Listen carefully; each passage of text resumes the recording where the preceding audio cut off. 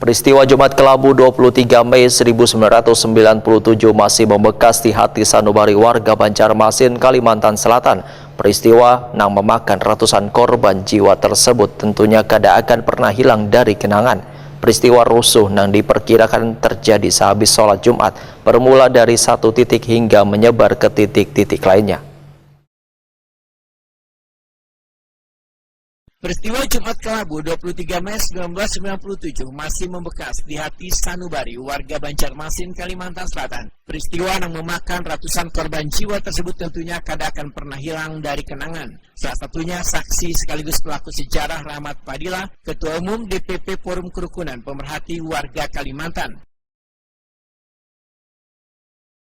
Rahmat Padilla wetakoni Primati di Celang Kamarian Jumat 23 Mei 2025 menyatakan, sewaktu peristiwa Jumat Kelabu 23 Mei 1997 terjadi, dirinya masih bertugas di Bid Propam Propos Polda Kalselteng berpangkat Aibtu. Kemudian pada tahun 1995 Polda Kalselteng menjadi dua, yaitu Polda Kalimantan Selatan dan Polda Kalimantan Tengah.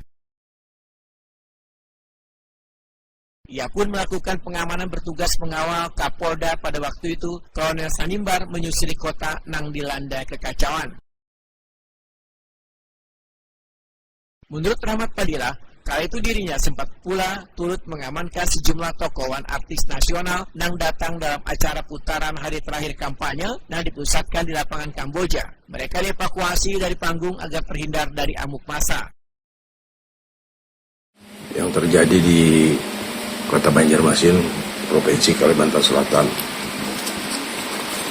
Pada waktu itu saya masih bertugas di Bid Propam Propos Polda Kalsel, yang mana sebelumnya masih bergabung dengan Kalselteng pada tahun 1995. Polda Kalsel berdiri sendiri, Polda Kalteng berdiri sendiri. Jadi saat itu sebagai Kapolda pertama adalah Kolonel Sanimbar. Pada waktu kejadian tanggal 23 Mei 1997, tepatnya pada hari Jumat, seluruh pasukan yang ada di Polda Kalsel konsolidasi di lapangan apel Polda Kalsel di Jalan Es Parman, yang mana dalam ini waktu tugas saya sebagai anggota Propos Polda Kalsel diperintahkan untuk selaku pengawas di lapangan terhadap pergeseran pasukan.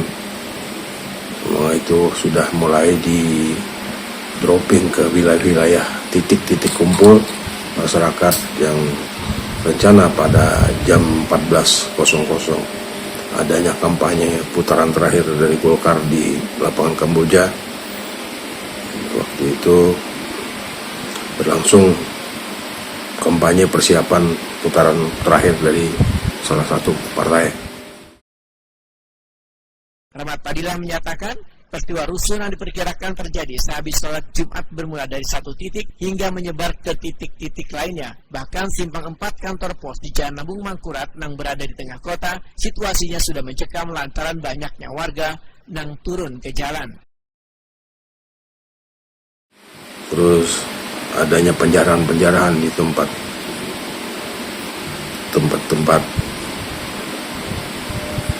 yang ada di Banjarmasin waktu itu, sehingga aparat berusaha untuk melakukan pencegahan terhadap perbuatan mereka, tapi masih terjadinya penumpukan massa. Setelah jam 18 waktu Indonesia Tengah, ada perintah tindakan tegas dan terukur untuk memecahkan atau mengurai masyarakat supaya jangan berkumpul di satu titik. Maka saat itu kita berusaha untuk melaksanakan kegiatan tersebut. Dengan hasil kita berusaha sampai malam hari sudah bisa mengurai massa, dipecah ke suatu titik supaya jangan mereka bersatu. Alhamdulillah waktu itu kota Banjarmasin sudah bisa dikuasai oleh aparat petugas hukum gabungan dari TNI dan Polri, sehingga dilakukan pada satu jam malam berlaku. Akibat peristiwa yang dinilai sangat kelam ini, maka ujar Ahmad Fadilah diberlakukan jam malam selama seminggu. Warga pun diminta untuk mengenali warga di lingkungannya masing-masing untuk menghindari adanya penyusupan. Ahmad Fadilah berharap peristiwa sangat kelam ini akan terulang kembali di Banjarmasin. Kerukunan harus tetap terjaga dengan baik, dan luka yang telah membekas ini dapat dijadikan pembelajaran gasan generasi mendatang. Ahmad Fadilah kini purna tugas dari Polri dengan jabatan terakhir sebagai Panit 1 Unit 2 Subdit 2 Pismondep Dit Reskrimsus Polda Kalimantan Selatan. Beliau yang dikenal berprestasi ini pernah mendapatkan bintang Bayangkara Nararya dari Presiden Susilo Bambang Yudhoyono, dan Satya Lancana kesetiaan 32 tahun dari Presiden Joko Widodo.